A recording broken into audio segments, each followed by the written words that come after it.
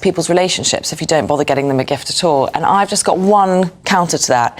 If somebody gives me a gift and they haven't unwrapped it, taking it out of the Amazon box, or just put it in a bag, that negatively affects my relationship with them. I actually think that's not effort. I do worse than that. My kids would always say, I hadn't got time to wrap it. I hate that, Eamon. So you had nothing. So you don't even get it in a bag or with tissue paper on top or anything like that. I think that's really insulting. You have to have a go at your kids about that.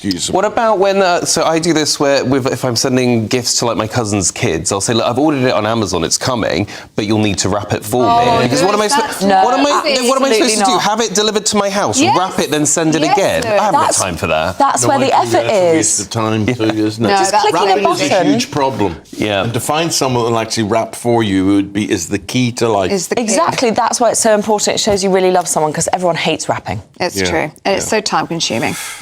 Charlotte, let's have a look at this story about the police force, shall we? And this talk of mega forces. Tell us about this in the Times today. Shabana Mahmood is going to reduce the number of police forces to 12.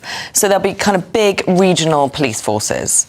And my opinion on this is that anything that makes something, I call it blobifying the world, you know, anything that makes something into a big blob that you can't really control, centralised control, I'm very suspicious of. Like, we all know that having bobbies on the beat is quite a good thing. Having a local GP that actually knows you, that you see the same person every time, that's very good. So this idea that you'd have a big centralised, sort of reduced to only 12 police forces, I find a bit dystopian. Charlotte, we've just had some breaking news. Just want to get your views on this. This is on the Duchess of Sussex, and we know that she's been struggling to contact her father, Thomas Markle, who had his leg amputated, or a part of his leg amputated, in a hospital in the Philippines. A spokesperson for the Duchess of Sussex has just told GB News, given that a Daily Mail reporter has remained at her father's bedside throughout, broadcasting each interaction and breaching clear ethical boundaries, it has been exceedingly difficult for the Duchess to contact her father privately, despite her efforts over the past several days. With the support of reliable and trusted contacts, her correspondence is now safely in his hands. Because there was talk of having a written note given to him from the Duchess of Sussex. What do you make of that? Very hostile briefing out from the Duchess of Sussex spokesperson there. I would say this. The Duchess of Sussex has not been in touch with her father for several years now, and let him flounder, actually, at the very beginning. You know, she didn't give him any guidance, and neither did Harry. They could have flown somebody out there to meet him. He did make a mistake, which was posing for some paparazzi photos.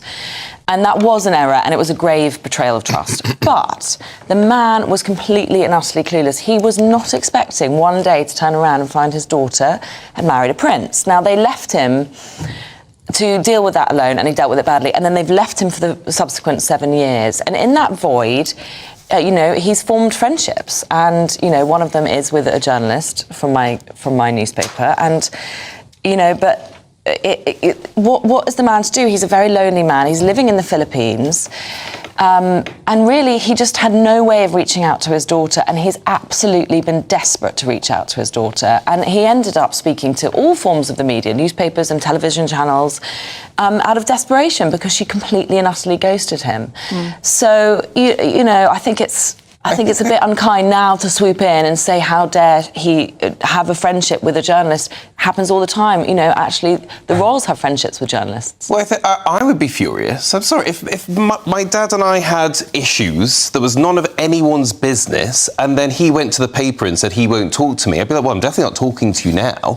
Like, reach out privately. The fact that he's going to journalists to do all this is not... That's not, to me, like, oh, you know, I want to reset the clock and like start forgiveness. That's like, why are you dragging the entire world into this? I would be annoyed. And I know that there's a lot pointed at Meghan here of like, well, she's a bad person. Look, her dad's there and he's lost his leg and, you know, she doesn't care. And it's like, we don't know what's going on. This is a private family matter.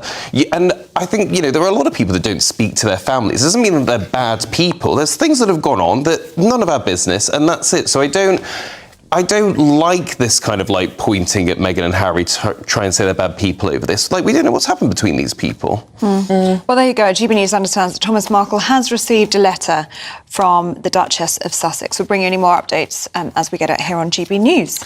Now, Lewis, matter exists in 3 states: solid, liquid and gas. Or so we thought. So we thought. Yeah, so now there's this new form that they found, so a sort of fourth element, if you will. And then, I quite like with science, where it's like, we kind of thought that was settled science, then we come back, we say, actually, new technology, we've found something else. A lot of people say, well, what does it matter how many states of matter there are? Who cares? But actually, it's discoveries like this that lead to revolutions for us humans, where, right, we can make new materials now that are, better and serve us better. So it's an interesting discovery. Let's see what they can create from it. Charlotte, I'm just so glad I gave up chemistry at GCSE. I have to say, I am quite surprised that a fourth state has been discovered now. Yeah. I can't believe that hasn't been discovered before. Yeah. I love that you're so scientific, though. I find that brilliant. We were talking about it back in the green room, and you were so knowledgeable. I'm just really enthusiastic. I'm a kid that grew up on sci-fi and watching Star Trek, so I'm all for new, AI and new matter and all this kind of thing, because I just think it benefits us so greatly. Yeah, who knows what it could bring.